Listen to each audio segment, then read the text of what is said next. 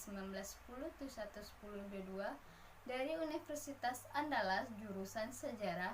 Di sini saya akan mereview kembali buku yang sudah saya baca, yaitu yang berjudul Terbentuknya Sebuah Elit Birokrasi, yang dimana nama pengarangnya itu Heather Suhenlet, yang dikisahkan tentang politik dan pemerintahan. Pegawai sipil pribumi di Jawa pada akhir pemerintahan kolonial memiliki nama atau gelar, yaitu penguasaan kerajaan.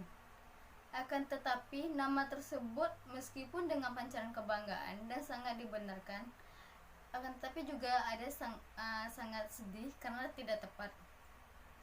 Karena bila dalam konteks pribumi para pejabat berarti penguasaan kerajaan, maka bagi Belanda mereka itu adalah pemerintahan pribumi yang lebih rendah dari pemerintahan setempat. Menurut mereka, pribumi itu merupakan suatu kelas penguasa yang ditakuti dan dibanggakan atau dikagumi.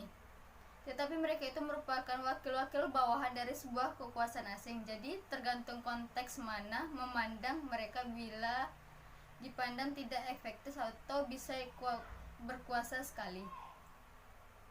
Mereka berperan melenyapkan perbedaan antara kasta Eropa yang dominan dengan kepentingan ekonomi dan politiknya, yang penguasaan arah perkembangan dan masyarakat petani di pedesaan.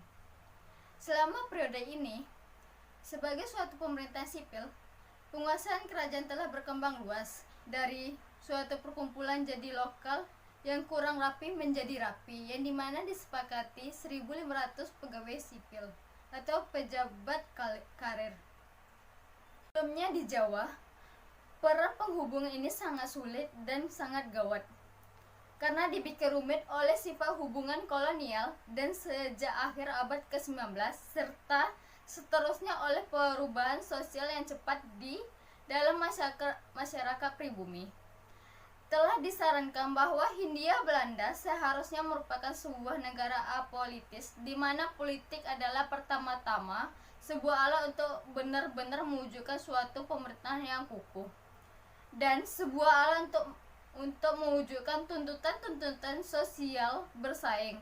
Bahwa pemerintahan pusat Hindia Belanda itu berarti birokrasi dan para pejabat itu pada umumnya memiliki hak monopoli dan pembuatan keputusan. Namun para pejabat bukan terisolasi di dalam data Senem, model Olivia. Pemerintahan Belanda di Jawa senantiasa merupakan sebuah kekuatan politik intervensionis yang aktif, baik sebagai alat menunjang rezim kolonial maupun sebagai himpunan kelompok-kelompok kepentingan yang berbeda-beda yang mempertahankan posisi-posisi elitnya secara menentu. Dalam masyarakat Jawa itu secara nasibnya mantap.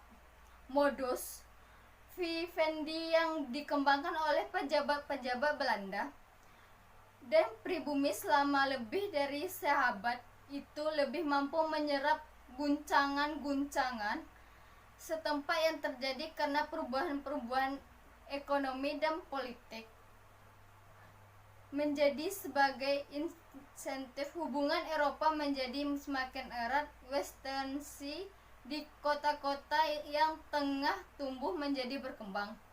Maka selaginya mulai berubah, baik gaya hidup para pejabat, sikap dan minat profesionalnya, membakau dan membaharui birokrasi pun menjadi masalah-masalah mendesak dan mencapai puncak dalam peraturan-peraturan yang penting yang dikeluari antara tahun 1910 sampai 1915. Namun, Den Haag dan Batavia pada pemerintahan kolonial Belanda, yang dimana mereka itu acuh tak acuh atau tidak peduli dengan tuntutan-tuntutan tersebut.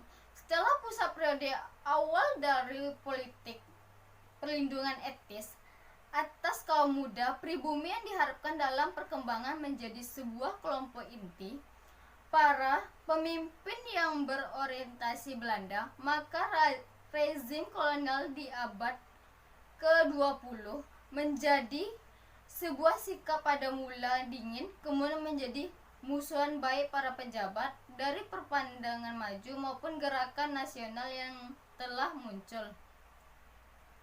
Pertahanan status quo menjadi pemikiran utama mereka.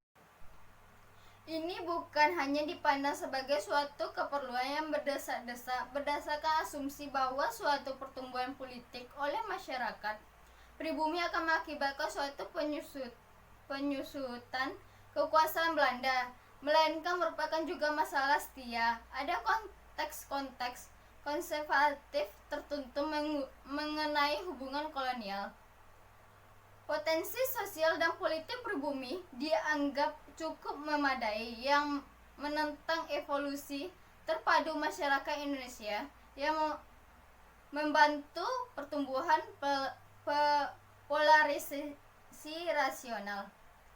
Pikiran-pikiran ini muncul dengan jelas dalam perdekatan-perdekatan tentang perkembangan administrasi selama periode akhir abad ke-19 sampai kependudukan Jepang pada tahun 1942. Pimpinan rakyat yang menikmati penghormatan yang tak dipaksa dari rakyat. Pikiran-pikiran ini mendasari masalah hormat itu pada peran aturan sopan santun dan tata pergaulan pribumi, dan pikiran-pikiran pengguguran atau pertumbuhan suatu usaha-usaha perbaruan administrasi lantar tak cukup kesepakatan antara orang Belanda dan orang Jawa, maka orang-orang Belanda terpaksa menggunakan penguasaan kerajaan sebagai tiang penyangga bagi negara kolonial itu, dan sekaligus menjaga tentang kelompok-kelompok politik baru. Tiada cukup kesepakatan dan komunikasi yang berupa telah mendorong ketidakpekaan bagi perubahan yang mungkin, yang memaksa baik pemerintahan kolonial maupun administrasi kolonial menjadi steril. Pejabat-pejabat pribumi yang terpandang lebih maju sebenarnya ingin memberontak terhadap konteks yang memecat itu dengan membuang harapan kosong menjadi lebih sadar politik. Namun mereka tidak bisa membuat apa-apa lantaran segala macam kesepakatan telah ditutup. Mungkin sekian review buku yang sudah saya review ini. Itu manfaat dari tugas ini: satu, untuk menambah wawasan yang tidak tahu menjadi tahu. Yang kedua itu untuk menambah nilai saya. Saya akhiri. Waalaikumsalam warahmatullahi wabarakatuh.